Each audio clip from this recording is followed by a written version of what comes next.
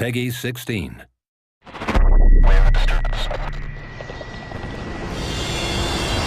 Endgame is the final piece of Battlefield 3 downloadable content. I spoke to lead designer at DICE, Nicholas Fagreus, about everything it has to offer. Nicholas, Endgame is finally here. We've seen the motorbikes in the trailer. What's in store for us that's different to other modes we've played in Battlefield before? Well, now we're going all in with speed. It's speed and agility. It's the theme of this pack.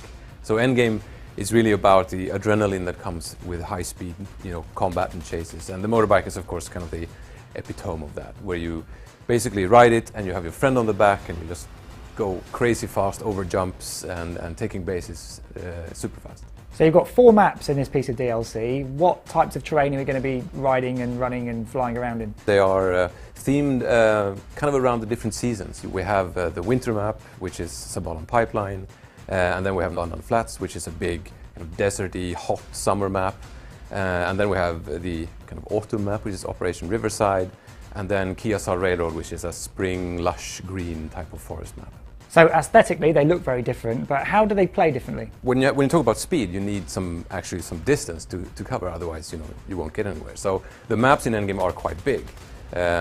The exception to that would be Sabalan Pipeline, which is a slightly smaller map. It's still vehicle friendly, but it has smaller areas or distances to cover, so it's a little more catered to infantry combat.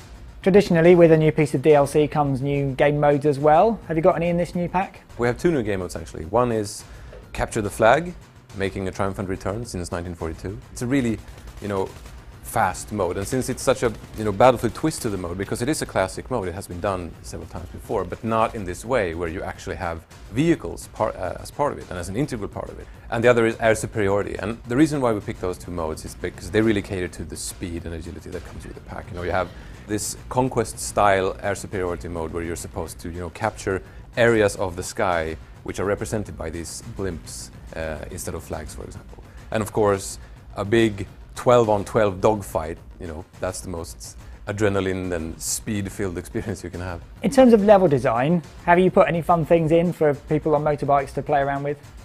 Yes, absolutely. We've added, lots of kind of hidden, and some are very obvious, jumps that, you can make some really big air jumps, or some small, you can do big shortcuts like over rocky terrain or something like that to reach the flag bases faster. So there's lots of cool stuff to do for the people riding the bikes. And I guess some spectacular crashes happen as well. Indeed they do.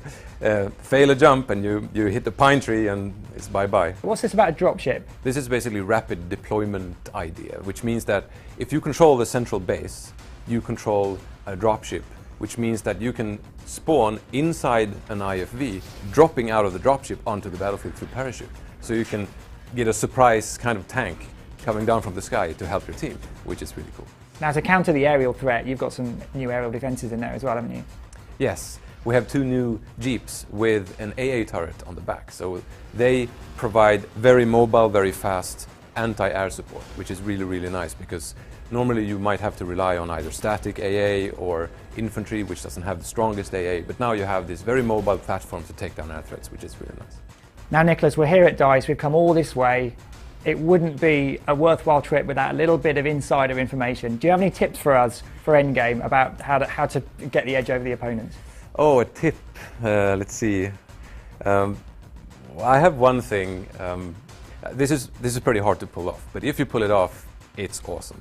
It's basically, if you have a friend on the motorbike and you jump onto the back, that means that you can use your own weapons. You're not tied to a specific vehicle weapon. So what I like to do is to actually equip some C4. And then as you come up to some of the jumps that go over roads and over crossings, if you time it right and there's a tank passing by, you can actually go over the tank, drop some C4, and as you land next to it, go click. And that is pretty epic. That's what I call a Battlefield moment. Yes, indeed it is. Well, Nicholas, obviously Endgame is the last piece of DLC, and you've been with us since the very start, so thank you very much for your time talking us through not only Battlefield 3, but all the iterations of the DLC that have come since then, and I look forward to playing Endgame. Thank you, always a pleasure.